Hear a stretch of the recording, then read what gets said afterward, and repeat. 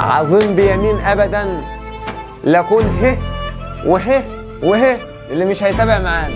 بعد ما اعلنا في الفيديو اللي فات ازاي تسجل على المنصه، احنا اصلا محتاجين نعرف احنا هنقدم منها على المنصه. تعال اما اقول لك ايه اللي جواها. دلوقتي هينزل لك نوعين اتنين من الفيديوهات، في فيديوهات شرح وفي فيديوهات حل. ولكن تعال اما اصنف لك المنصه اصلا فيديوهاتها هتتم ازاي. كل اسبوع هينزل لك فيديوهين شرح، فيديوهين حل الواجب، زائد حل اسئله كتاب الامتحان. ومواعيد المحاضرات طبعا هتنزل لك يوم الاحد والاربع الساعه 9. طب انت تشوفه من الساعه كام؟ اختار لك ساعه محدده بقى. ها تنساش. ولازم انت تبقى عارف ان اسئله الحل هو مزيج والكوكتيل بتاع الاسئله اللي موجوده في السوق، بالاضافه لامتحانات الاسترشاد بتاعت السنين اللي فاتت والسنين السابقه. بعد ما بتشوف فيديو الشرح انت بينزل لك واجب الدرس. واجب الدرس ده عباره عن اختبار، انت بتشوف انت حليت ايه صح وايه خطا. ولكن بعد ما الشابتر بيخلص احنا بنعمل لك امتحان على الشابتر، تقول ايه الفرق ما بين الاختبار وايه الفرق ما بين الامتحان. الاختبار بيكون بعد كل درس وبعد كل محاضره انت بتاخدها، اما الامتحان بيكون بعد الشابتر كله. مش بس كده، ده انا بعد ما بشرح لك الدرس انا بنزل لك ملخص للدرس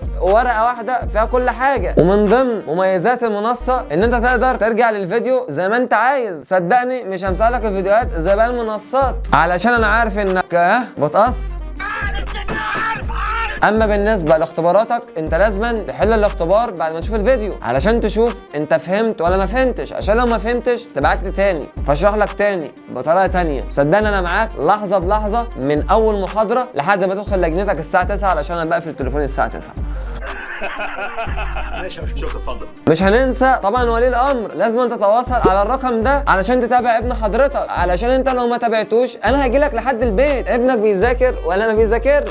عظيم بيمين ابدا لكون وه اللي مش هيتابع معانا. ولو انت ما سجلتش على المنصه ادخل سجل على المنصه، لان احنا ان شاء الله هنبتدي من 15/8. وبعد ما تدخل على لينك المنصه هتلاقي في تطبيق عندك، حاول انك تنزله علشان مش كل شويه تدخل على جوجل وتكتب مستر محمد سمير فيزياء. الشهره كبيره والله. مستني ايه؟ ادخل سجل دلوقتي. سلام يا عسل.